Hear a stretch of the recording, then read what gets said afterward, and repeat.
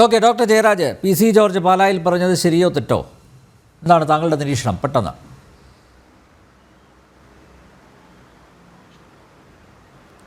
PC George സംബന്ധിച്ചിടത്ത് PC George കുറേ നാളുകളായിട്ട് ഈ അന്യമത വിദ്വേഷം വിളമ്പ തുടങ്ങിയിട്ട് കുറേ നാളുകളായി.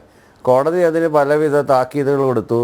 പിന്നെയും PC ജോർജ് അത് തന്നെ പറഞ്ഞുകൊണ്ടിരിക്കുക. PC ജോർജ് എന്ന് പറഞ്ഞാൽ അഭിപ്രായ സ്ഥിരതയില്ലാത്തൊരു നേതാവാണ്. മുമ്പ് കുറേ നാൾ ഉമ്മൻചാണ്ടിയുടെ കൂടെ നിന്നിട്ട് ഉമ്മൻചാണ്ടി വലിയ നേതാവാണെന്ന് പറയുകയും പിന്നെ കുറച്ച് നാൾ കഴിഞ്ഞപ്പോൾ ഉമ്മൻചാണ്ടി മോശക്കാരനാണെന്ന് പറയുകയും താങ്കൾ വിശ്വസിക്കുന്ന പാർട്ടിപ്പെട്ടവരുണ്ട്. അതിലോട്ട് പോകണ്ട, നമുക്ക് വിഷയത്തിലേക്ക്. അതല്ല ഇതിനകത്ത് ഒരു വിഷയം പറഞ്ഞു കഴിഞ്ഞാൽ ഒരു TV ചർച്ചയിൽ തന്നെയാണ് അവിടെ ഇരുന്നുകൊണ്ട് പറഞ്ഞ് നമ്പി നാരായണന് പണം കൊണ്ട് കൊടുത്തത് ഞാനാണെന്ന് പറഞ്ഞു. ഇപ്പോൾ നമ്പി നാരായണൻ വന്ന് ഓൺലൈനിൽ വന്നിട്ട് ലൈവിൽ എയറിൽ വന്നിട്ട് പറഞ്ഞ് എനിക്ക് കൊണ്ട് തന്നത് PC ജോർജ് എന്നല്ല, PC ജോർജ് ഒന്നും എനിക്ക് പൈസ ഒന്നും തന്നിട്ടില്ല. അങ്ങനെ PC ജോർജിൻ്റെ ഒരു കള്ളത്തരം കൂടെ പൊളിഞ്ഞു വീഴുകയാണ്. വളരെയധികം വർഷം കേരളത്തിലെ MLA ആയിരുന്ന ഒരാളാണ്. വളരെ ഉത്തരവാദിത്തപ്പെട്ട ഒരു രാഷ്ട്രീയ നേതാവാണ്. ആ ഉത്തരവാദിത്തം അതിന് ഇൻ ഗ്രൂപ്പ് ആണെങ്കിലും ശരി, അല്ലെങ്കിൽ ഒരു പ്രത്യേക ആളുകളുടെ ഒരു കൂട്ടത്തിൽ സംസാരിക്കുകയാണെങ്കിലും ശരി, ഒരു രാഷ്ട്രീയക്കാരനെ സംബന്ധിച്ചിടത്തോളം കുറച്ചൊക്കെ ഒരു അടക്കമോ ഒതുക്കമോ അല്ലെങ്കിൽ ഒരു മര്യാദയൊക്കെ പാലിക്കാം. ഇത്തരത്തിലുള്ള കാര്യങ്ങൾ ഇവരൊക്കെ പറഞ്ഞു കഴിയുമ്പോഴത്തേക്കും അത് അസഹിഷ്ണുതയിലോട്ട് പോകും. അത് ഏത് മതത്തിൻ്റെ പേരിലാണെങ്കിലും ശരി. അതിപ്പോൾ ഈ പറഞ്ഞ കണക്കുപോലെ ബോൺ അഗെയിൻ എന്ന് പറയുന്ന പെൻറ്റകോസ്റ്റൽ ചർച്ചുകാരാണെങ്കിലും ശരി തന്നെ, ഈ പറയുന്ന കണക്കുപോലെ ജിഹാദിനെയൊക്കെ അദ്ദേഹം ഡിഫൈൻ ചെയ്തത് കേട്ട് കഴിഞ്ഞാൽ ഭയങ്കര രസമുള്ള രീതിയിൽ. അത് മറ്റേ ഇവർ പറയുന്ന കണക്കുപോലെ ജിഹാദ് എന്ന് പറയുന്നത് ഹോളി വാറാണെന്ന് ഇപ്പം അമേരിക്കക്കാർ പറയുന്നത് കണക്കുപോലെയാണ്. അങ്ങനെയൊന്നും അല്ല ജിഹാദിൻ്റെ അർത്ഥം. ജിഹാദിന് ഞാൻ കുറേ വർഷം UAE-ലും മലേഷ്യയിലൊക്കെ പല ഇസ്ലാമിക് കൺട്രീസിലും ജോലി ചെയ്തിട്ടുള്ള ഒരാളാണ്. മിഡിൽ ഈസ്റ്റിൽ മുഴുവൻ ജോലി ചെയ്തിട്ടുള്ള ആളാണ്. ജിഹാദിൻ്റെ അർത്ഥം എന്ന് പറയുന്നത് ശരിക്കും ജിഹാദിൻ്റെ അർത്ഥം എന്ന് പറയുന്നത് പേഷ്യൻ ഫോർബിയറൻസ് എന്നാണ്. സമാധാനത്തിലൂടെയുള്ള സഹിഷ്ണുത എന്നാണ് ശരിക്കും ഇതിനകത്ത് ഉദ്ദേശിക്കുന്നത്. പക്ഷെ അതിന് നെഗറ്റീവ് വേർഷനാണ് കൊടുക്കുന്നതെന്നുള്ള മാത്രം. ഇപ്പോൾ വെസ്റ്റിലുള്ള ആളുകൾ പറയുന്നു ജിഹാദ് എന്ന് പറഞ്ഞാൽ ഹോളി വാറാണെന്ന് പറയുന്നു. താങ്കൾ പറയുന്നു മറ്റുള്ളവരെ കൊല്ലണമെന്ന് പറയുന്നു. അവസരം തരികയാണെങ്കിൽ ഞാൻ ഒരു പ്രമുഖ മതപണ്ഡിതൻ, ഇതിപ്പോ ഞാൻ അരുണാണ് എന്നെ ചോദ്യം ചെയ്യുന്നത് അതോ താങ്കളാണോ? ഞാൻ ആരുടെ ചോദ്യത്തിനാണ് മറുപടി പറയേണ്ടുന്നത്? താങ്കളെല്ലാം സംസാരിച്ചപ്പോൾ ഞാൻ ഇടപെട്ടില്ലല്ലോ.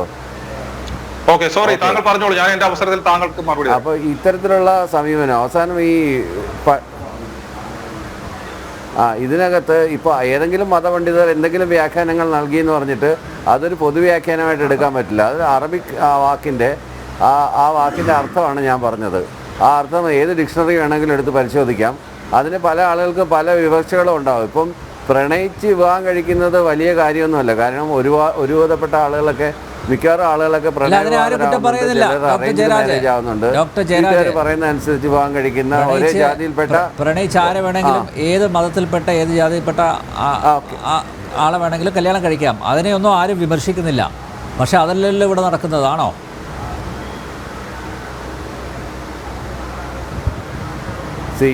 ഒത്തിരി മുസ്ലിം പെൺകുട്ടികളെ ഈ ഹിന്ദുക്കൾ വിവാഹം കഴിക്കാറുണ്ട്. ഒത്തിരി ക്രിസ്ത്യാനി പെൺകുട്ടികളെ നമ്മുടെയൊക്കെ സുഹൃത്തുക്കൾ അങ്ങനെ കല്യാണം കഴിച്ച് വളരെ സമാധാനപരമായി സന്തോഷത്തോടെ ജീവിക്കുന്നവരുണ്ട് ഡോക്ടർ ജയരാജ്. അതിലൊന്നും അല്ല തർക്കം. ഇവിടെ എന്താ തർക്കം? ഇത് ഈ ചതിയിൽപ്പെടുത്തി പ്രണയിച്ച് ചതിയിൽപ്പെടുത്തി അവരെ മതം മാറ്റി അവരെ സാമൂഹ്യ വിരുദ്ധ പ്രവർത്തനങ്ങൾക്ക് ഉപയോഗിക്കുന്നു. അതായത് മയക്കുമരുന്ന് കടത്താൻ, അതുപോലെ സിറിയയിലേക്ക് തീവ്രവാദ പ്രവർത്തനങ്ങൾക്കൊക്കെ ഉപയോഗിക്കുന്ന നിരവധി കേസുകളുണ്ട്. അത് റിപ്പോർട്ട് ചെയ്യപ്പെട്ടിട്ടുണ്ട്. അതിന് പക്ഷേ നമുക്ക് ഈ ലവ് ജിഹാദ് എന്ന ആ ഒരു സാങ്കേതിക സംജ്ഞ അതിൽ പിന്നെ പെടുത്താൻ പറ്റില്ല എന്നാണല്ലോ സർക്കാർ പറയുന്നത്. ലവ് ജിഹാദ് സാങ്കേതിക നാമം മാത്രമാണ്. പക്ഷേ അത്തരം ആക്ടിവിറ്റീസ് ഇവിടെയുണ്ട്. അതാണ് നേരത്തെ കെവിൻ പീറ്ററും അതുപോലെ നമ്മുടെ ആരിഫ് ഹുസൈനൊക്കെ പറഞ്ഞത്, രാധാകൃഷ്ണനൊക്കെ പറഞ്ഞതാണ്. നമ്മൾ ഈ ലവ് ജിഹാദ് ഉണ്ടോ ഇല്ല എന്നുള്ള ഉത്തരമേ കിട്ടുള്ളൂ. പക്ഷേ ഇത്തരത്തിലുള്ള ആക്ടിവിറ്റീസ് നടക്കുന്നില്ല, നിർബാധം നടക്കുന്നുണ്ട്. അത് തുറന്നു പറഞ്ഞാൽ എന്താണ് സാർ പ്രശ്നം? മാത്രമല്ല ഡോക്ടർ ജയരാജ്, താങ്കളുടെ ശ്രദ്ധയിലേക്ക് മുൻ MLA CPM-ൻ്റെ മുൻ MLA ജോർജ് തോമസ്, അദ്ദേഹം ഒരു അനുഭവം തുറന്നു പറഞ്ഞിട്ടുണ്ടല്ലോ. അദ്ദേഹത്തിൻ്റെ നാട്ടിൽ ഇങ്ങനെ അഭ്യസ്തവിദ്യയായിട്ടുള്ള ഒരു യുവതിയെ ഇങ്ങനെ പ്രണയ ചതിയിൽപ്പെടുത്തി മതം മാറ്റി തട്ടിക്കൊണ്ടുപോയ സംഭവം അദ്ദേഹം റിപ്പോർട്ട് ചെയ്തു. അന്ന് പാർട്ടി അദ്ദേഹത്തിനെതിരെ നടപടിയെടുത്തു. പക്ഷേ അദ്ദേഹം പറഞ്ഞ എന്താണ്, അതായത് പാർട്ടി സർക്കുലറിൽ തന്നെ ഇങ്ങനെയുള്ള ചതിക്കുഴികളുണ്ട് എന്ന് പറഞ്ഞുകൊണ്ട് അവരുടെ കൈകളിലെത്തിയ ആ ലീഫ്ലെറ്റുകളിൽ ഇക്കാര്യങ്ങളൊക്കെ കൃത്യമായിട്ട് പറഞ്ഞിട്ടുണ്ട്. പാർട്ടിക്ക് ഇതേക്കുറിച്ചറിയാം.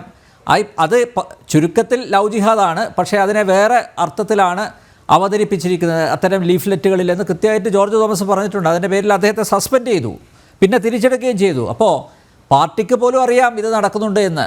പിണറായി വിജയൻ അദ്ദേഹം നിയമസഭയിൽ പറഞ്ഞല്ലോ, ഞാൻ നേരത്തെ അത് ചൂണ്ടിക്കാണിച്ചു. പിണറായി വിജയൻ നിയമസഭയിൽ കണക്കുകൾ ഉദ്ധരിച്ചിട്ടാണ് പറഞ്ഞത്, ലവ് ജിഹാദ് എന്ന് പറഞ്ഞിട്ടില്ല. പക്ഷേ ഇത്തരം ആക്ടിവിറ്റീസിൽ ഉൾപ്പെട്ട ആളുകൾ, തട്ടിക്കൊണ്ടുപോയ യുവതികൾ, അങ്ങനെ അതെല്ലാം കൃത്യമായിട്ട് അദ്ദേഹം കണക്കുകൾ അവതരിപ്പിച്ചിട്ടുണ്ട്. So this is the reality.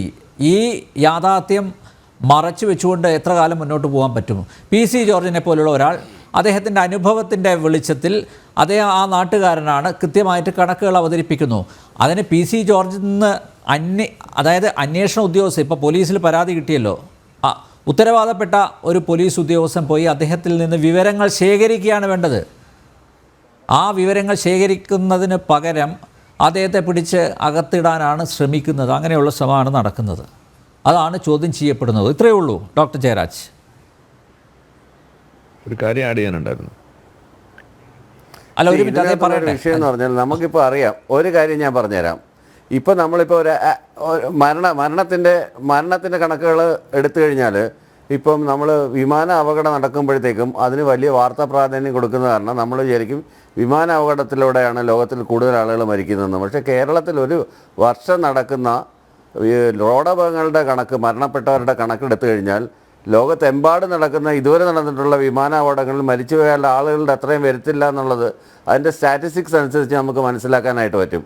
അതുപോലെയാണ് മറ്റ് ഇതായത് ഇപ്പോൾ ഇസ്ലാമിൽ നിന്ന് പെൺകുട്ടികളെ കൊണ്ടുപോയി മറ്റു മതങ്ങളിൽ നിന്ന് പെൺകുട്ടികളെ കൊണ്ടുപോയി കൺവേർട്ട് ചെയ്തിട്ട് മയക്കുമരുന്നിൽ ഇത് കൊണ്ടുപോകുന്നു എന്നല്ലേ പറയുന്നത്. അതുപോലെ ഹിന്ദു മതത്തിൽ നിന്ന് കൊണ്ടുപോയിട്ട് വ്ളോഗർമാർ കൊണ്ടുപോകാറുണ്ട്, വിവാഹ വാഗ്ദാനം നൽകി പീഡിപ്പിക്കാറുണ്ട്. ഇനി അച്ഛൻ്റെ അമ്മയുടെ അനുവാദത്തോടു കൂടി കല്യാണം കഴിഞ്ഞ് വീട്ടിൽ അടിച്ചു കെട്ടിത്തൂക്കുന്ന കേസുകളുണ്ട് സ്ത്രീധനത്തിൻ്റെ പേരിൽ. അത് ധാരാളമായിട്ടുള്ള ഒരു സമൂഹമാണ് ഹിന്ദു സമൂഹം. നമുക്ക് ഒത്തിരിയധികം കേസുകൾ, റിപ്പോർട്ടഡ് കേസുകൾ നമുക്ക് ഒത്തിരി അറിയാം. പക്ഷേ അതിനെല്ലാം തൃണവൽക്കരിച്ചുകൊണ്ട് ഈ ഒരു സംഭവം മാത്രം, അതായത് റാഡിക്കൽ ഇസ്ലാം ഇവിടെ കൊണ്ടുവന്ന സമയത്ത്, വേരൂന്നി തുടങ്ങുന്ന സമയത്ത് കുറച്ച് ആളുകൾ, കുറച്ച് നല്ല വിദ്യാഭ്യാസമുള്ള എഞ്ചിനീയേഴ്സും മറ്റ് അങ്ങനെയുള്ള വിദ്യാഭ്യാസമുള്ള ഡോക്ടർമാരും എല്ലാം കൂടെ ചേർന്നിട്ട് അവരുടെ ഈ ഇൻ്റർനെറ്റ് വഴി മതപഠനത്തിലൂടെ സമീർ മാലിക്കിൻ്റെയൊക്കെ ഭാഗമായിട്ട് സിറിയയിലേക്ക് പോയിരുന്നു. അങ്ങനെ കേസസ് ഉണ്ടായിട്ടുണ്ട്, ഇല്ല എന്നൊന്നും ഞാൻ പറയുന്നില്ല. അങ്ങനെ കേസസ് ഉണ്ടായിട്ടുണ്ട്. വളരെ നെഗ്ലിജിബിൾ ആയിട്ടുള്ള കേസസാണ്, കയ്യിലെണ്ണാവുന്ന കേസസാണ്. അല്ലാതെ PC ജോർജ് പറയുന്നത് പോലെ വലിയ വീനച്ചൽ താലൂക്കിൽ നിന്ന് 400 പേരെ കൊണ്ടുപോയി. നമ്മൾ മൊത്തം സ്റ്റാറ്റിസ്റ്റിക്സ് എടുക്കുന്നേ, എത്ര ഹിന്ദുക്കൾ എത്ര ഇതിനെ കൊണ്ടുപോയി. നമുക്ക് പോലീസ് അന്വേഷിക്കട്ടെ, സെൻസസ് പോലെ പോലീസ് അന്വേഷിക്കട്ടെ കഴിഞ്ഞാൽ ഇതിനകത്ത് എത്രമാത്രം. എന്നിട്ട് അല്ല, അതാണ് പറഞ്ഞത്, PC ജോർജിൽ നിന്ന് വിവരം ശേഖരിക്കുക. PC ജോർജ് അദ്ദേഹത്തിന്റെ പക്കലുള്ള തെളിവുകളെല്ലാം കൊടുക്കും, കണക്കുകളെല്ലാം കൊടുക്കും. PC ജോർജിൽ നിന്ന് അത് കേസിൻ്റെ അന്വേഷണം വരുന്നുണ്ട്. അത് PC ജോർജിനെ ഇത് ചെയ്യുകയോ അല്ലെങ്കിൽ PC ജോർജിനെതിരെ കേസെടുക്കുകയോ, പരാതിയുടെ അടിസ്ഥാനത്തിൽ കേസെടുക്കുകയോ, കോടതിയിൽ സമർപ്പിക്കുകയോ എന്ത് വേണമെങ്കിൽ ചെയ്യും. അതിന് മുമ്പ് എന്തിനാണ് റൂൾ ഔട്ട് ചെയ്യുന്നത്? നിങ്ങൾക്ക് എങ്ങനെ പറയാൻ പറ്റും PC ജോർജ് ആ നാട്ടുകാരനാണ്? ഞാൻ പറഞ്ഞല്ലോ, 2 തവണ കോടതി വാങ്ങിക്കൊടുത്തത്. ഡോക്ടർ ജയരാജ്, PC ജോർജ് അദ്ദേഹത്തിന്റെ അനുഭവത്തിന്റെ വെളിച്ചത്തിലാണ് നാട്ടിലുള്ള കാര്യങ്ങൾ തുറന്നു പറഞ്ഞത്. ഈ പറയുന്ന കമ്മ്യൂണിറ്റിയുടെ നിങ്ങൾക്ക് അങ്ങനെ ഇല്ലാന്ന് എങ്ങനെ പറയാൻ പറ്റും? എൻ്റെ വ്യക്തിപരമായ അനുഭവത്തിന്റെ പേരിൽ എനിക്ക് നാട്ടിലുള്ള കാര്യങ്ങൾ തുറന്നു പറയാൻ പറ്റത്തില്ല. We need statistics. ഇത്തരം കാര്യങ്ങൾ നമ്മൾ സംസാരിക്കുന്നത് കൃത്യമായ കണക്കുകളില്ലാതെ അവതരിപ്പിക്കാനൊന്നും പറ്റത്തില്ല. ഇപ്പൊ നേരത്തെ പറഞ്ഞ കണക്കുള്ളൊരു അദ്ദേഹത്തിന് കണക്കുള്ളത് പറയാണ്. കാര്യം ഇങ്ങനെയുള്ള പ്രതികളുടെ ലിസ്റ്റുകൾ കൊണ്ടു തന്നാൽ അവരെ ചാനലിനകത്ത് ഒരു കേസുണ്ടോ എന്ന് ചോദിക്കുന്നുണ്ട്. ഇങ്ങനെയുള്ള ആളുകളുടെ കേസ് കൊണ്ടുവന്നു കഴിഞ്ഞാൽ ചാനലിലിട്ട് അവരെ വലിച്ചു കീറാൻ നമുക്ക് താല്പര്യമില്ല, ഞങ്ങളുടെ മാതാപിതാക്കൾക്ക് അങ്ങനെ വരാൻ താല്പര്യമില്ല എന്ന് പറഞ്ഞിട്ടൊരു മുൻകൂർ ജാമ്യം എടുക്കുകയാണ്. സത്യസന്ധമായിട്ട് കാര്യങ്ങൾ പരിശോധിക്കട്ടെ. ഏതെല്ലാം മതങ്ങളിൽ ഏതെല്ലാം മതത്തിൽ പെൺകുട്ടികളെ കൊണ്ടുപോയി പീഡിപ്പിക്കുകയും മതപരിവർത്തനം നടത്തുകയും ഈ പറയുന്ന ബോണഗെയിനിലോട്ട് കൊണ്ടുപോവുകയൊക്കെ ചെയ്യുന്നത്. അല്ല, കൊണ്ടുവന്നിരുത്തണമെന്നൊന്നും പറയുന്നില്ല. ഈ കണക്കുകൾ എടുക്കട്ടെ. കണക്കുകൾ എടുത്തതിന് ശേഷം അതിനെക്കുറിച്ച് ചർച്ച വയ്ക്കട്ടെ. അല്ലാതെ ചുമ്മാതെ വൺ സൈഡഡ് ആയിട്ട് ഒരു പർട്ടിക്കുലർ റിലീജിയനിൽ മാത്രമാണ് ഇത് നടക്കുന്നതെന്ന് പറയുന്നത് ഇതിനേക്കാളും ഡേഞ്ചറസ് ആയിട്ടുള്ള പ്രീച്ചിങ് ആണ് ബോൺ അഗെയിൻ ക്രിസ്ത്യൻസ് നടത്തുന്നത്. മറ്റു മതസ്ഥരെ അല്ലല്ല, കണ്ടാൽ ഒരു മിണ്ടാൻ പോലും സമുദായത്തെ പാടില്ല, അല്ല പറയുന്നത്. ഒരിക്കലും അവരുടെ കയ്യിൽ മുസ്ലിം നിന്ന് ഭക്ഷണം സമുദായത്തെ മേടിച്ച് അല്ല കഴിക്കാൻ പാടില്ല എന്നൊക്കെ പറയുന്ന എത്രയോ മതവിശ്വാസികൾ കേരളത്തിൽ തന്നെ ഉണ്ട്. എത്രയോ പേരുണ്ട് അങ്ങനെ.